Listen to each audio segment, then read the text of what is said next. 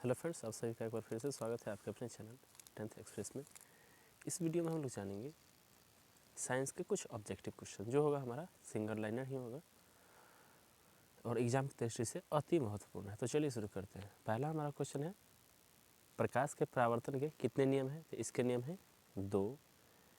आगे बढ़ते हैं और देखते हैं। प्रकाश के परावर्तन के अनुसार क्या होता है? आपतन कोण परावर्तन कोण के बराबर होता है, अर्थात angle I equal to angle R होता है। अर्थात ये होता है incident angle equal to reflected angle. समतल दर्पण द्वारा बना प्रतिबिंब आभासी और सीधा होता है। नेक्स्ट जो है,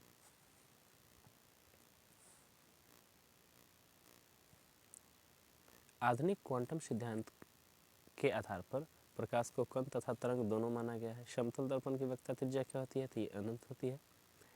परावर्तन के लिए विचलन कोण का मान होता है, ये होता है 180 डिग्री माइनस 2 इंसिडेंट एंगल। यदि आपतन कोण 90 डिग्री हो तो प्रकाश के परावर्तन के लिए विचलन कोण कितना होगा? सही बात है, विचलन कोण होगा कहाँ से? यदि हमारा ये मिरर बन रहा है,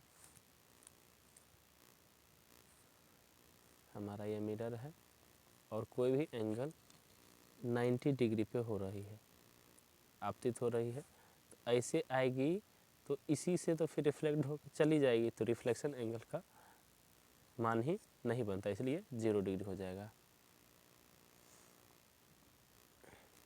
नेक्स्ट है, किसी दर्पण की फोकस दूरी क्या होती है? तो वक्रता त्रिज्या की आधी होती है। F बराबर R/2 तो दोस्तों लोग जानते ही हैं, इसी बात को ये कह रहा है। सोलर कुकर में कौन सा दर्पण होता है? तो सोलर कुकर में अवतल दर्पण होता है। हजामत बनाने के लिए कौन सा दर्पण उपयोग होता है? तो अवतल दर्पण। ये हजामती दर्पण कहते हैं, जिसे सैलून वगैरह में लगाया जाता है। किस दर्पण का दृष्टि क्षेत्र बड़ा होता है? तो ये होता है उत्तल दर्पण का। प्रतिबिंब की ऊंचाई तथा वस्तु की ऊंचाई के अनुपात को क्या कहते हैं? तो इसे कहा जाता है आवर्धन, मैग्निफिकेशन। गोलीय दर्पण की वक्रता त्रिज्या 40 सेंटीमीटर हो तो उसकी फोकस दूरी क्या होगी? तो 20 सेंटीमीटर। अभी भी बताया हमने, F बराबर R/2 होता है। तो यदि वक्रता त्रिज्या 40 है तो 40/2 को करेंगे तो ये हो जाएगा हमारा 20। नेक्स्ट है हमारा, अब यहाँ पे 2 होगा। अवतल दर्पण में किस प्रकार का प्रतिबिंब बनता है? तो अवतल दर्पण बनता है आभासी और सीधा। दर्पण की चौड़ाई को क्या कहते हैं? दर्पण की द्वारक, या इसे ऐसे भी कह सकते हैं, इसके वक्रता त्रिज्या के व्यास को ही द्वारा कहते हैं। नेक्स्ट हमारा क्वेश्चन नंबर 16। साथियों क्या करें, इस सेशन को आप लोग शेयर भी कर दें ताकि आपके साथी भी जो हों वो भी छूट ना पाए, वो भी देख ले। मोटर गाड़ी के चालक के सामने लगा होता है तो उत्तल दर्पण लगा होता है, जिसे साइड मिरर भी हम लोग कहते हैं, साइड मिरर। प्रधान अक्ष के समांतर चलने वाली प्रकाश की किरणें अवतल दर्पण से परावर्तन के बाद मुख्य अक्ष के जिस बिंदु से गुजरते उसे क्या कहते हैं? उसे कहते हैं फोकस, या फोकस बिंदु भी कहते हैं, फोकस। सूर्य से आने वाला प्रकाश किरणपुंज कैसा होता है? तो होता है समांतर किरणपुंज। वास्तविक प्रतिबिंब की कैसी होती है? तो वास्तविक प्रतिबिंब जो बनेगा वो उल्टा बनता है। सिनेमा के पर्दे पर किस प्रकार का प्रतिबिंब बनता है? तो सिनेमा के पर्दे पर वास्तविक प्रतिबिंब बनता है। किसी धातु को अवतल दर्पण के सामने कहाँ रखें कि प्रतिबिंब वस्तु के आकार के समान होगा? तो वक्ता केंद्र पर, अर्थात उसे सी पर रखना पड़ता है। प्रकाश के किस रंग के लिए तरंगदैर्घ्य अधिकतम होता है? तो प्रकाश के लाल रंग के लिए तरंगदैर्घ्य अधिकतम होता है। इसी कारण से क्या होता है, इसे खतरे का संकेत भी बना लेते हैं, ताकि बहुत ही दूर से हमें रेड लाइट क्या होता है, दिखाई दे जाता है।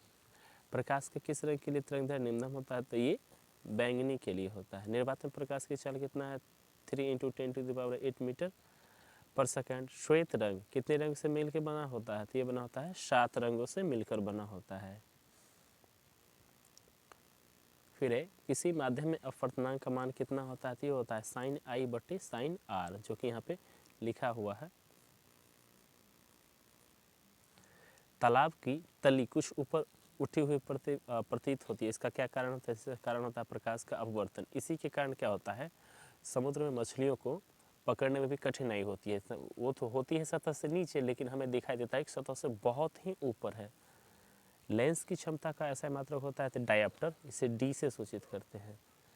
क्रांतिक कोण सघन माध्यम में वह आपतन कोण के जिसके संगत विरल माध्यम में अपवर्तन कोण होता है, तो होता है 90 डिग्री का।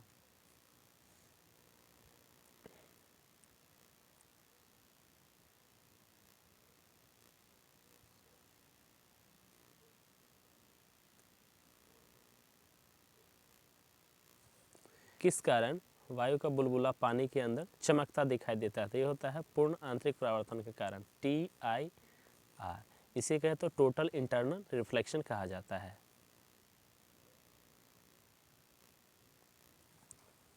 किसी बिंब का वास्तविक प्रतिबिंब समान आकार की प्राप्ति हेतु बिंब को उत्तल दर्पण के सामने कहाँ रखा जाता है, तो उसे रखा जाता है वक्रता केंद्र पर अर्थात सी पर। उत्तल लेंस को कहते हैं तो अभिसारी लेंस, अवतल लेंस को कहते हैं अपसारी लेंस। फिर यहीं पे उत्तल लेंस की क्षमता होती है, तो उत्तल लेंस की जो क्षमता होती है साथियों वो होती है धनात्मक, जबकि अवतल लेंस की क्षमता होती है ये हो जाती है ऋणात्मक। उत्तल लेंस की फोकस दूरी होती है तो ये होती है धनात्मक, जबकि जब प्रकाश विरल माध्यम से सघन माध्यम में प्रवेश करता है तो अभिलंब से दूर हट जाता है या अभिलंब से दूर भाग जाता है। नेक्स्ट जो हमारा क्वेश्चन है, ऑप्टिकल फाइबर किस सिद्धांत पर कार्य करता है। तो ऑप्टिकल फाइबर जो होता है ये पूर्ण आंतरिक परावर्तन के सिद्धांत पर काम करता है, TIR के सिद्धांत पर। और साथियों मेरे ख्याल से आप लोग ऑप्टिकल फाइबर जानते होंगे, जो लोग नहीं जानते वो बता दीजिए कि ऑप्टिकल फाइबर एक शीशे की तार होती है, वो बाल की तरह पतली होती है। इससे क्या होता है, डाटा ट्रांसमिशन बहुत ज़्यादा होता है, वो लाइट के फॉर्म में होता है। इसी के हिसाब से आजकल हमारे घर जितने भी इंटरनेट आते हैं, हाई स्पीड इंटरनेट, इसी के ही सहारे आते हैं। फिर हीरा का क्रांतिक कोण कितना होता है तो ये हो जाएगा T/5 डिग्री। कांच से हवा में जाती हुई प्रकाश की किरण का क्रांतिक कोण किस रंग के लिए न्यूनतम होता है, तो होता है बैंगनी रंग के लिए।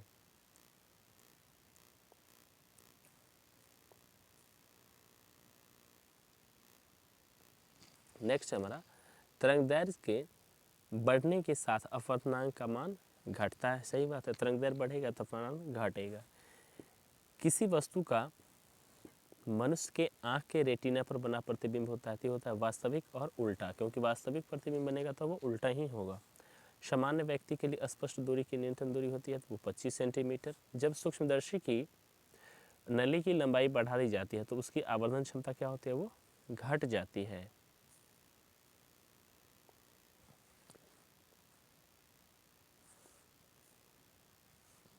संयुक्त सूक्ष्मदर्शी द्वारा बनाया गया अंतिम प्रतिबिंब होता है काल्पनिक और उल्टा। द्वि अवतल लेंस किसे कहते थे, द्वि अवतल लेंस कैसा होता है, अपसारी लेंस हो जाता है। खगोलीय दूरबीन कौन सा लेंस होता है, तो खगोलीय दूरबीन में जो होता है वो होता है दो उत्तल लेंस का।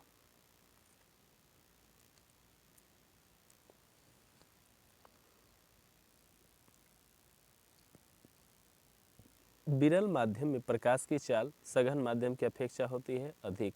सीधी सी बात है, जैसे कि हम लोग देख लेते हैं जहाँ से जिस रोड पर ट्रैफिक कम होता है वहाँ से हम बहुत तेज़ी से निकल जाते हैं, जिस रोड से ट्रैफिक ज़्यादा होता है वहाँ अधिक टाइम लगता है। यहाँ पे ये भी वही बात हो रहा है। किसी लेंस में बाहरी और उभरे दो गोलीय पृष्ठ हो सकते हैं तो इसे क्या कहेंगे, इसे कहेंगे उत्तल लेंस। किसी लेंस है वो ऐसे होगा, बाहरी और दो उभरा हुआ पृष्ठ रहेगा तो ये हो जाएगा हमारा उत्तल लेंस। और वहीं पे अवतल लेंस का खींचा जाए तो अवतल लेंस का कुछ इस तरह से चिपटा हुआ जो सो पृष्ठ होता है, ये होता है अवतल लेंस और ये हमारा उत्तल लेंस है। फिर है प्रकाश तरंग उदाहरण, ये है चुंबकीय विद्युत चुंबकीय तरंग का। प्रकाश की किरणें गमन करती है तो प्रकाश की किरणें जो है वो सीधी रेखा में गमन करती है। सर्च लाइट का परावर्तक सतह होता है तो सर्च लाइट का परावर्तक सतह अवतल होता है। जिन वस्तुओं में स्वयं प्रकाश उत्सर्जित होते हैं उन्हें क्या कहते हैं, उन्हें कहते हैं दीप्तिमान वस्तु। स्वयं प्रकाश उत्सर्जित होते हैं आत्मदीप्ति या दीप्तिमान वस्तु कहते हैं, दीप्तिमान। फिर है किसी वस्तु का आवर्धित काल्पनिक प्रतिबिंब बनता है, किसी वस्तु का आवर्धित काल्पनिक प्रतिबिंब बनता है तो ये बन जाता है अवतल दर्पण से। हवा में प्रकाश की चाल कितनी है?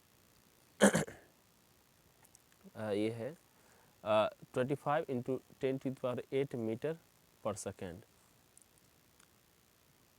तारे टिमटिमाते हैं तो ये होता है अपवर्तन के कारण। हालांकि टिमटिमाते नहीं, हमें टिमटिमाते नजर आते हैं, वो की होता है प्रकाश के अपवर्तन के कारण। प्रकाश तरंग की प्रकृति होती है अनुप्रस्थ।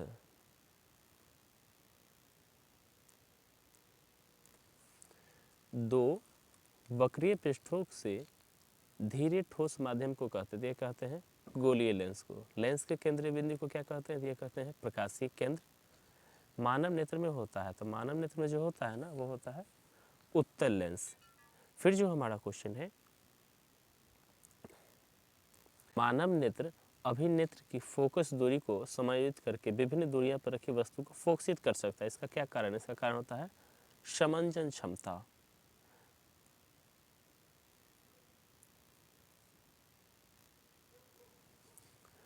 मानव नेत्र जिस भाग पर प्रतिबिंब बनाते हैं वो क्या होता है? वो होता है दृष्टि पटल।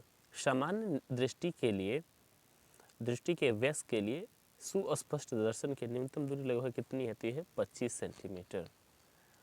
अभिनेत्र लेंस की फोकस दूरी में परिवर्तन किया जाता है तो पश्चभावी भाग द्वारा।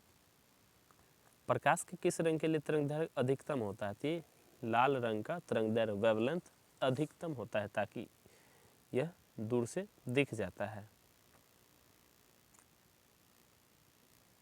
दूर दृष्टि वाले आंखें साफ साफ देख सकती है तो दूर की वस्तुओं को नेत्र लेंस में समायोजित की क्रिया होती है तो सिलियरी पेशियों द्वारा। सामान्य नेत्र की रेटिना पर बनने वाला प्रतिबिंब होता है वास्तविक और उल्टा। निकट दृष्टि दोष वाले व्यक्ति को चश्मे के इस्तेमाल करते हैं तो वो क्या करते हैं? अवतल लेंस से बना चश्मा।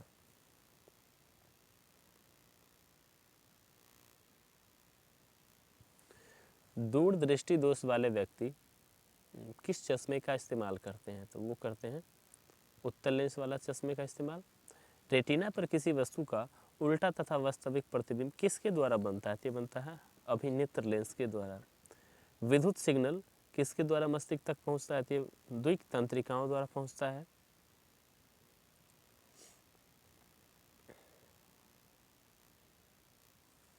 कभी कभी कुछ व्यक्ति के नेत्र का क्रिस्टलीय लेंस दुचिया या धुंधला हो जाता है। इस स्थिति को क्या कहते हैं? इसे कहते हैं मोतियाबिंद। किसी प्रिज्म में आपतित किरण और दिशा, आपतित किरण की दिशा और निर्गत किरण की दिशा के बीच का कोण कहलाता है। यह कहलाता है विचलन कोण। प्रिज्म से होकर गुजरने वाली 7 रंगों को एक पर्दे पर ले लिया जाए तो रंगों के बैंड को क्या कहते हैं? उसे कहते हैं स्पेक्ट्रम कहते हैं। स्पेक्ट्रम के किस रंग में झुकाव सबसे अधिक होता है? तो वो होता है बैंगनी रंग में।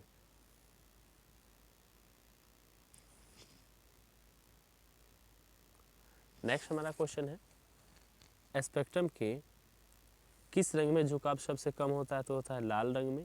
अंतरिक्ष यात्रियों को आकाश का रंग कैसा दिखाई देता है? तो इसे दिखाई देता है काला। कौन सा रंग खतरे के सिग्नल में उपयोग होता है? तो लाल रंग।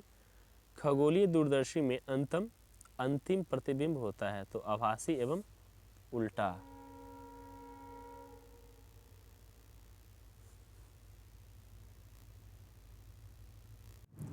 ओके, हम ट्रेन के जाने के कारण बाधित हो गए थे। चलिए फिर से बढ़ते हैं। फिर है हमारा अगला क्वेश्चन, एक साधारण प्रिज्म कितनी सतह से घिरा होता है? तो साधारण प्रिज्म जो 5 सतह से घिरा होता है, लेकिन ऑब्जेक्टिव में सीधा पूछा जाएगा कि प्रिज्म कितने सतह से घिरे होते हैं, तो आप सीधा लगा देना है 3। वो 3 सतह से ही घिरे होते हैं। यहाँ पे और कुछ का 5 का आपका चक्कर नहीं लगाना, वो 3 लगा देना है। विरल माध्यम में प्रकाश की चाल सघन माध्यम से अधिक होती है। अबिंदुकता के उपचार के लिए कौन सा लेंस प्रयुक्त होता है? तो होता है बेलनाकार लेंस। मनुष्य की आंखें वस्तु का प्रतिबिंब बनाती है तो वो बनाती है रेटिना पर।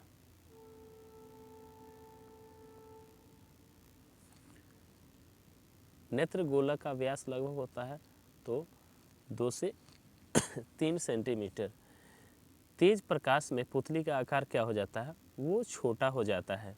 सामान्य नेत्र के लिए अधिकतम दूरी है तो ये है अनंत पर। प्रकाश एक पतली झिल्ली से होकर नेत्र में प्रवेश करता है, इस झिल्ली को क्या कहते हैं? तो इस झिल्ली को कहते हैं कॉर्निया।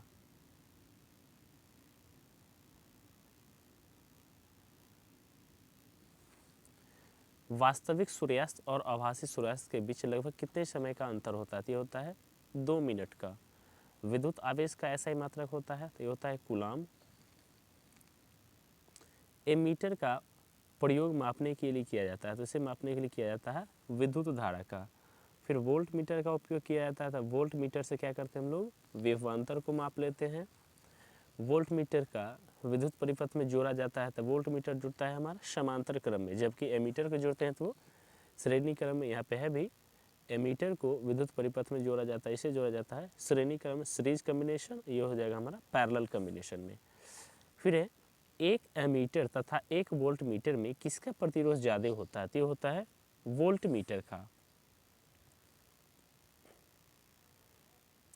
नेक्स्ट हमारा क्वेश्चन है विद्युत विभव है, तो विद्युत विभव क्या होता है? इसका मात्रक वोल्ट होता है। विद्युत का सबसे अच्छा चालक होता है, तो विद्युत का सबसे अच्छा चालक है चांदी।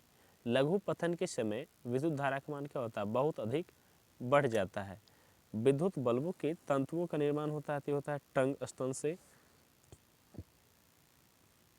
विद्युत धारिता का मात्रक होता है, तो वो होता है फैराडे। धात्विक चालकों का ताप बढ़ाने पर उनका प्रतिरोध बढ़ जाता है। विद्युत धारा का मात्रक है, तो यह है एम्पियर। विद्युत हीटर में किस पदार्थ का उपयोग होता है? तो होता है नाइक्रोम का।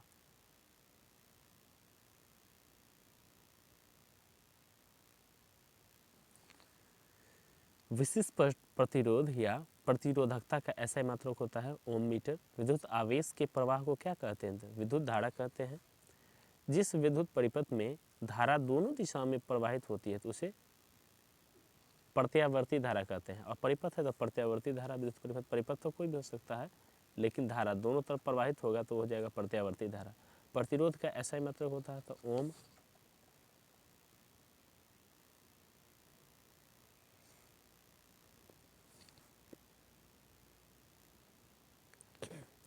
इलेक्ट्रॉन पर कितना बेस होता है? 1.6 इंटू 10⁻⁻19 कूलॉम।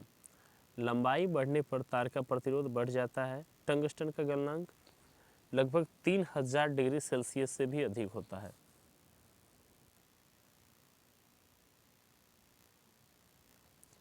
टंगस्टन के वाष्पीकरण को रोकने के लिए बल्ब में कौन सी गैस भरी जाती है? तो बल्ब में निष्क्रिय गैस को भरी जाती है। निष्क्रिय गैस क्या हमारा है? आर्गन, क्रिप्टर, जेनन, रेडन, नियॉन, ये सब क्या है? हमारा अक्रिय गैस है। लघु पतन या शॉर्ट सर्किट से बचने के लिए विद्युत परिपथ में जोड़ा जाता है, तो ये फ्यूज तार को, फ्यूज, विद्युत फ्यूज। ये क्या करता है? लघु पतन और अभितारण जैसी या अन्य शॉर्ट सर्किट जैसी समस्याओं से हमारे परिपथ की सुरक्षा करता है। एमीटर का प्रतिरोध होता है तो बहुत कम। वोल्ट मीटर का प्रतिरोध होता है, तो वोल्ट मीटर का प्रतिरोध होता है ये बहुत अधिक होता है। घरों में परिपथ समूहित रहता है तो समांतर क्रम में। मानव शरीर का प्रतिरोध होता है तो 3000 ओम। शक्ति का ऐसा मात्रक होता है तो वाट या जूल पर सेकंड, या जूल पर सेकंड को ही क्या कहते हैं? वाट कहते हैं। हीटर का तार बना होता है, तो ये बना होता है नाइक्रोम का। जिस विद्युत परिपथ में धारा एक ही दिशा में परिवाहित होती है तो वो कहलाती है डीसी धारा। ये हमेशा क्या करते हैं? प्राय हम लोग बैटरियों से ही प्राप्त कर लेते हैं। बैटरी या सेल से डीसी धारा प्राप्त करते हैं। और डीसी जनरेटर भी होता है जिससे डीसी धारा प्रवाहित होता है। एक तार को खींचकर उसकी लंबाई दोगुना करने पर उसका प्रतिरोध हो जाएगा। प्रतिरोध क्या हो जाएगा? 4 गुना हो जाएगा। धातुओं में धारावाहक होते हैं, तो ये होते हैं मुक्त इलेक्ट्रॉन। यही क्या करते हैं? धारावाहक का कार्य कर सकते हैं।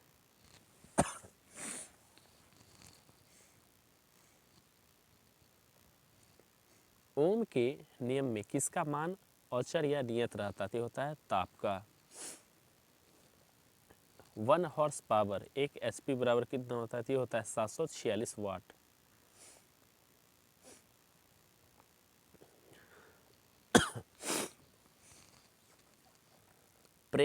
प्रेरकत्व का SI मात्रक होता है तो ये होता है हेनरी। विद्युत फ्यूज विद्युत धारा के किस प्रभाव पर कार्य करता है? तो इसके ऊष्मीय प्रभाव पर। नेक्स्ट जो हमारा क्वेश्चन है, विद्युत धारा उत्पन्न करने की युक्ति को कहते हैं तो जनित्र या जनरेटर। विद्युत धारा के चुंबकीय प्रभाव का खोज किसने किया था? तो ऑस्टेड ने। ऑस्टेड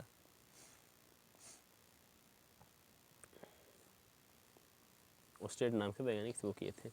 एक गतिमान स्वतंत्र आवेश उत्पन्न करता है तो स्थिर विद्युत क्षेत्र एवं चुंबकीय क्षेत्र भी उत्पन्न करता है। आदर्श वोल्ट मीटर का प्रतिरोध होता है अनंत। साथियों क्या करें, सर्दी हो गया, खांसी बार बार निकल जा रहा है, इसके लिए माफ़ी चाहेंगे। नेक्स्ट जो हमारा क्वेश्चन है, समरूप वेग से चलायमान आवेश उत्पन्न करता है तो विद्युत चुंबकीय क्षेत्र उत्पन्न करता है। डायने किस सिद्धांत पर कार्य करता है? तो डायने जो है सो विद्युत चुंबकीय प्रेरण के सिद्धांत पर कार्य करता है। विद्युत परिपथ में किसी बिंदु पर सभी धाराओं का बीजीय योग होता है तो शून्य होता है। ये किरचॉफ लॉ में भी होता है। मान लीजिए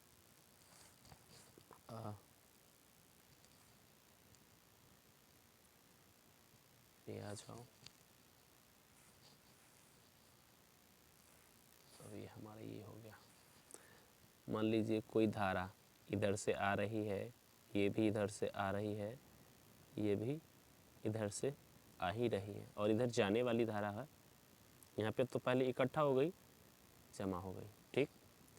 और यहाँ से कोई धारा इधर चली गई और एक इधर चली गई। अब हम लोग क्या करते हैं, इसका एक नाम रख लेते हैं। नाम ये I1, I2, I3, I4, I5। तो क्या होगा हमारा I1 plus I2 plus I3, ये इक्वल हो जाएंगे किसके? सॉरी, I1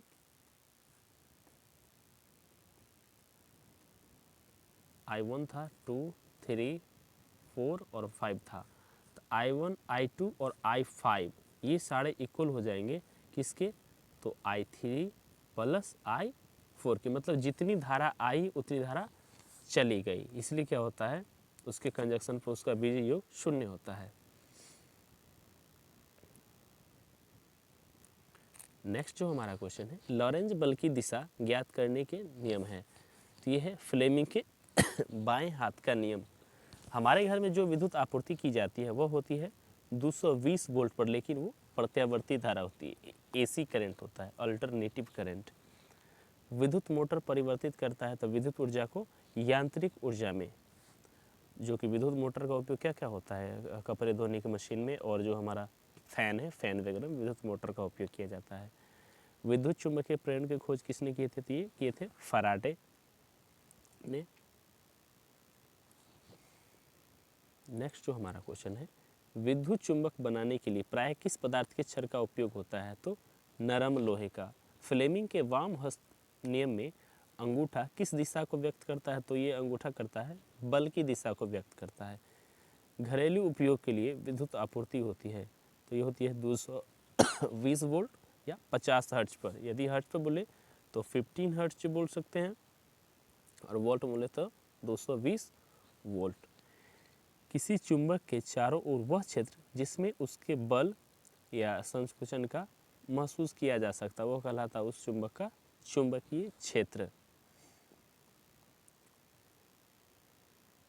चुंबकीय क्षेत्र एक ऐसी राशि है जिसमें क्या होते हैं, जिसमें परिमाण और दिशा दोनों होते हैं। चुंबक के भीतर चुंबकीय क्षेत्र रेखाओं की दिशा क्या होती है? दक्षिणी ध्रुव से उत्तरी ध्रुव की ओर होती है। किसी विद्युत धारावाही सीधी लंबी परिनालिका के भीतर चुंबकीय क्षेत्र सभी बिंदुओं पर समान होता है।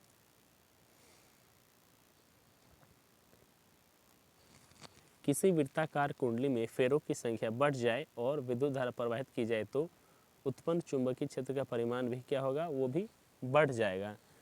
जब विद्युत धारा चालक से प्रवाहित हो रहा है तो दिन सूचक का उत्तर ध्रुव पूर्व की ओर विक्षेपित होगा।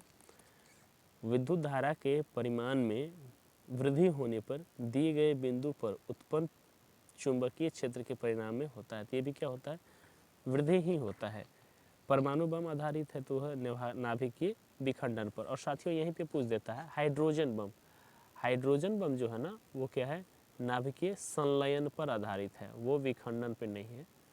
तो कह सकते हैं कि परमाणु बम से ज़्यादा घातक हमारा हाइड्रोजन बम हो सकता है। और यहाँ पे अगला जो क्वेश्चन हमारा है, सूर्य में होने वाली अभिक्रिया है तो नाभिकीय संलयन है। बायोगैस का मुख्य घटक है तो मीथेन। जैव मात्र ऊर्जा किसे कहते हैं, ये होता है नवीकरणीय ऊर्जा होता है।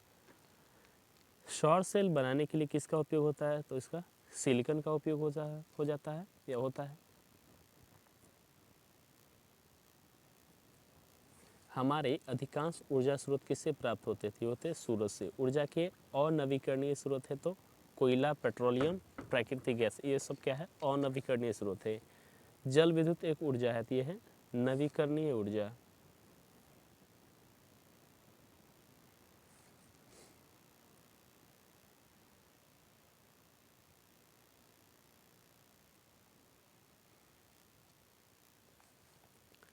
जैव गैस एक उत्तम ऊर्जा ईंधन है और इसमें मीथेन होती है, कितनी होती है 75%।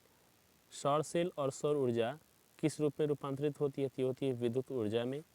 पवनों का देश कहा जाता है तो इसे कहा जाता है डेनमार्क को। जीवाश्म ईंधन ऊर्जा का कैसा स्रोत होती है, अनवीकरणीय।